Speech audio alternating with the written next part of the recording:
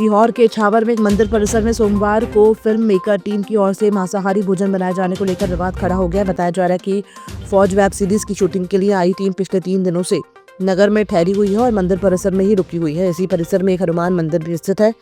बजरंग दल कार्यकर्ताओं को सूचना मिली थी कि शूटिंग टीम को भोजन में अंडा और मांस परोसा जा रहा है। इसके बाद कार्यकर्ता मौके पर पहुंचे और उन्होंने इसका विरोध जताया। मुख्यमंत्री डॉक्टर मोहन यादव की अध्यक्षता में मंत्रिपरिषद की बैठक मंगलवार को मंत्रालय में हुई। मंत्रिपरिषद ने कल्याणकारी योजनाओं सहित विभिन्न 7 विभागों की महत्वपूर्ण योजनाओं की आगामी 5 वर्षों तक निरंतरता के लिए लगभग 33,240 करोड़ रुपए की स्वीकृति दी है। मंत्रिपरिषद ने मुख्यमंत्री young interns for good governance programme को भी मंजूरी दी है। संगरौली के चितरंगी में कनिष्ठ व्यवहार न्यायाधीश सहित कुल 7 नवीन पदों के सृजन की भी मंत्रिपरिषद द्वारा स्वीकृति दी है। मंत्रिपरिषद ने मैयर कैमूर जिला कटनी और निमरानी जिला खरगोन में कर्मचारी राज्य बीमा निगम के 3 औषधालय खोलने सहित चिकित्सक और पैरामेडिकल स्टाफ के 51 पदों के सृजन को स्वीकृति दी गई है।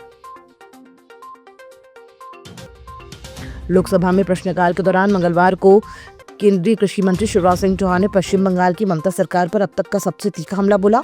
शिवराज ने सीधे शब्दों में कहा कि बंगाल की सरकार को जनहित से ज्यादा राजनीति प्यारी है। उन्होंने कहा कि विपक्ष तख्तियां लेकर हाय हाय करता रहे, लेकिन दुनिया भारत की कृषि नीतियों की वाहवाह कर रही है।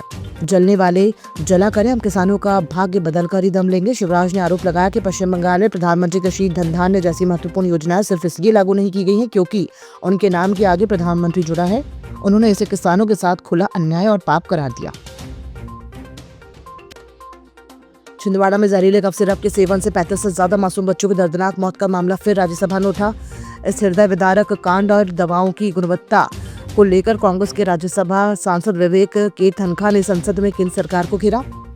तनखा के सवालों के जवाब में केंद्रीय स्वास्थ्य और परिवार कल्याण मंत्रालय ने कफ सिरप विवाद और देश भर में खाद्य एवं औषधि सुरक्षा की विस्तृत रिपोर्ट पेश की।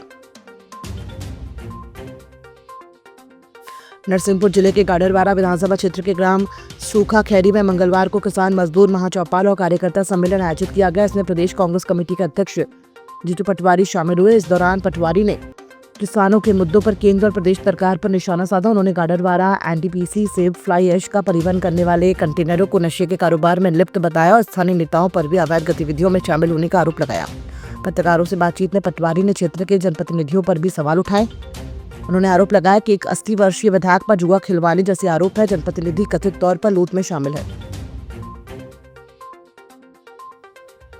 अमेरिका, इजराइल और ईरान के मध्य चल रहे युद्ध के बीच यूएई में फंसे इंदौर सहित प्रदेश के लोगों को बड़ा झटका लगा है। 28 फरवरी से निरस्त चल रही एयर इंडिया एक्सप्रेस की शारजाह फ्लाइट को कंपनी ने 22 मार्च तक के लिए निरस्त कर दिया है।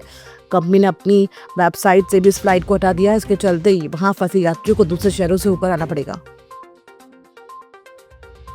मध्य प्रदेश कांग्रेस के प्रदेश अध्यक्ष जीतू पटवारी और नेता प्रतिपक्ष उमंग सिंघार ने विजयपुर विधायक मुकेश मल्होत्रा के मुद्दे पर भाजपा सरकार को घेरा। पटवारी ने विजयपुर विधायक मुकेश मल्होत्रा का निर्वाचन शून्य घोषित होने के मामले में कहा कि कांग्रेस इस फैसले को सुप्रीम कोर्ट में चुनौती देगी। उन्होंने कहा कि न्यायपालिका का सम्मान है, लेकिन पार्टी को भरोसा है कि सुप्रीम कोर्ट में न्याय मिलेगा। पटवारी ने भाजपा पर निशाना साधते हुए कहा कि उसे ये स्वीकार नहीं हो रहा है कि एक आदिवासी नेता चुनाव जीतकर विधानसभा पहुंच गया। उन्होंने विधायक निर्मला सप्रे के मामले का जिक्र करते हुए कहा कि भाजपा में हिम्मत है तो उस मामले में भी निर्णय कराकर दिखाए।